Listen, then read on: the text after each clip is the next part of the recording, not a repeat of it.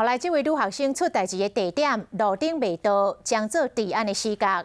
台南市长黄伟哲早暝亲身到案发的地点来勘查，伊再三来强调，讲未到的路顶只有2趴，甚至把目标指向着归仁区的区长，讲第一时间就应该赶紧来处理好势。啊，为学生提供的旧年的画面，确实这条路长期以来拢是暗迷茫，路顶的照明真明显有疏失。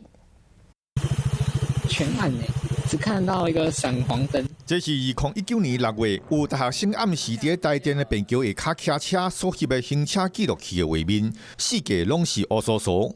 时间过来到今年的10月25，一个学生来这翕影片，四界同款暗蒙蒙。这就是马来西亚一个女学生出代志的所在。现在为了2盏灯2盏灯现在今天台电也证明了2盏灯是对的。台南市长黄伟哲提出台电的资料讲，无道路顶只有2趴而已。那我已经被订了满头包了。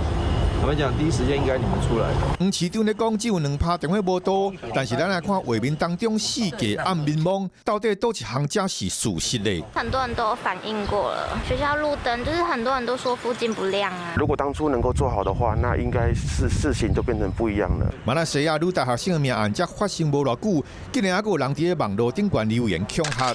有网友伫网络顶悬留言讲，小等下伊就要去大学附近埋伏。 然后现在又出现这篇文章，所以一定会怕。我会要求警方绝对是严加查缉。所有的同学看到这种的留言，拢感觉真惊吓。市长嘛徛出来要求警方马上就要侦办，希望唔通再发生治安的事件。